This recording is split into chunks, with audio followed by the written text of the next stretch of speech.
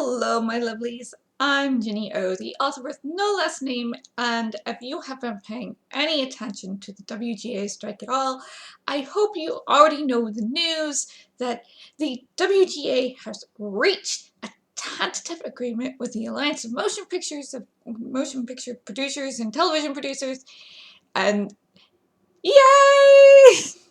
So, after 146 days of striking, the studio CEOs, finally came to the table themselves and reached a tentative deal with the WGA.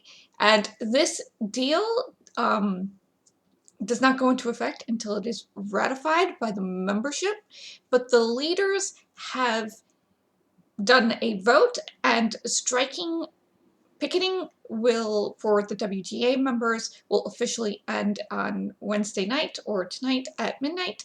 And if you see the WGA people out there still on the picket lines after tonight, it's because the union has requested or said that, hey, SAG-AFTRA is still striking. If you can support our SAG-AFTRA brothers and sisters like they supported us ever since May, then please do so.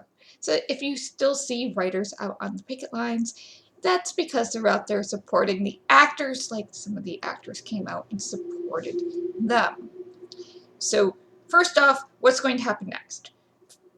They're going to have their ratification vote, and after they have their ratification vote, people will start to potentially go back to work. The first things you're probably going to see are morning and late night talk shows that have these WGA contracts that are, because they have script writers, they're not news organizations. So Stephen Colbert, Jimmy Fallon, Oliver, all of them.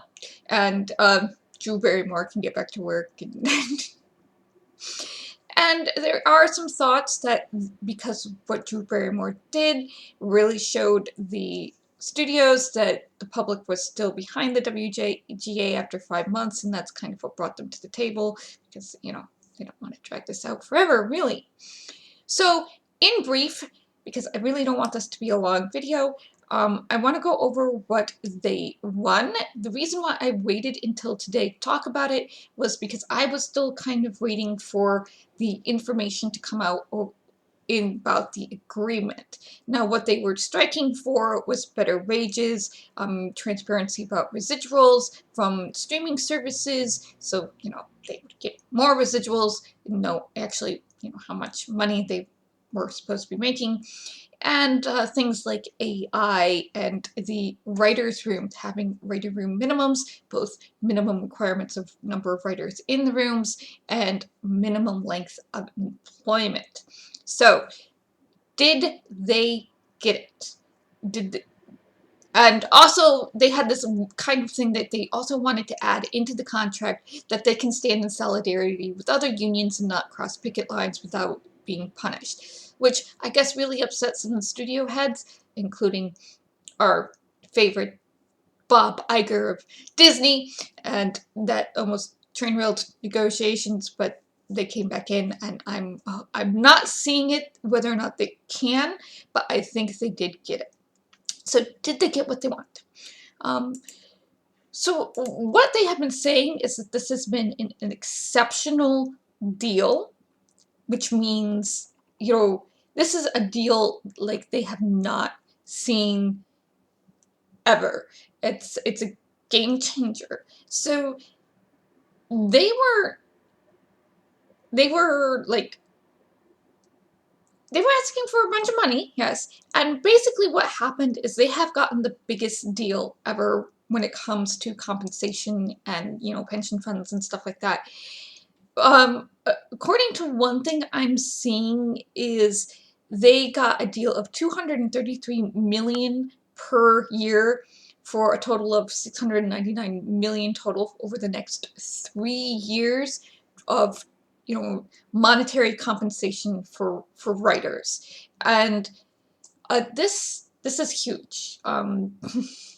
This will help in a major way keep writing as a valuable and, you know, good source of income for Hollywood. Okay, it will keep it a thriving career, basically. About residuals, they did get the increase in pay in residuals. They're going to be getting increases of pay in foreign rights. The studios will have to provide the WGA the show's viewership, number of hours streamed worldwide. And the foreign residuals are going to be based on the number of foreign subscribers, which it means it's like they're saying it's going to be a 76% increase. And there's going to be pay increases, and these increases tend to be 3 to 4% a year. This keeps up with cost of living type of stuff, and it's based on industry standards. So some sections are just going to see 3%, other sections will see like a 4% and like a 5% and another 3%. It just varies on depending on what your contract is. The major thing that I'm seeing is they have gotten the protection they wanted from AI. It can't write or rewrite literary material. It will not be considered source material, and it can't be used, so that means it can't be used to undermine a writer's credit or separated rights when it comes to crediting episodes in movie scripts. There's a lot of rules around this, so that's very important. A company can't require a writer to use AI software, but a writer can choose to, and the company must disclose if any materials have been given to the writer have been generated by AI or incorporate AI generated material. And the WGA is going to reserve the right to assert that exploitation of writers' materials to train AI is prohibited by the NBA or other laws. So that is really, really good for them. That's what they wanted. So they got exactly what they wanted for that. They also got minimum writers' rooms, and like they wanted, and minimum pay times. Like if you have a writer's room, there's a minimum amount of weeks that you will have employment, and the amount of minimum writers per room are going to depend on how many episodes are ordered, and the minimum, and this is going to include staff writers plus the writer producers and the showrunners. So you're going to have X amount of staff writers and X amount of staff producers and the showrunner.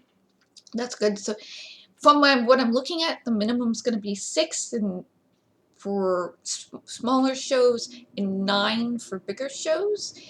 There's some sort of guaranteed second step for a screener. There's some stuff going on about second step stuff that I'm not totally in the industry, so I'm not completely sure about that, but it sounds more like second draft stuff to me. And there's like a whole bunch of fee things, and health insurance and pension. Basically, what they asked for is pretty much what they got. And the negotiating committee did a really great job on this. So if you are looking for it, go to WGAcontract2023.org, and it will have a full breakdown of what's going on. And this is great. And I'm really hopeful that the WGA will continue to go out and be on the picket lines to support SAG-AFTRA so that the actors can get their deal, what they need, because nobody can get back to work on drama and scripted television until the actors are off strike. So, and that's really important too, that the unions are showing that they're supporting each other. That'd be really, really great to see. And because, hey, SAG came out for them, WGA should be able to come out for SAG. Now, what's upcoming what contracts are upcoming. TAG is upcoming next year. That's the Animation Guild. There are some Teamster contracts coming up next year too. Next year that we want the same type of energy and support behind. And once again, the visual effects people, the onstage visual effects people, particularly at Marvel and at Disney, are forming unions, so we'll see how those negotiations go. And I mean, this is a really great time for that section of the creative industry. So let's hope the momentum keeps going and the studios realize that they need to pay the creatives and not just the C-suite. All right.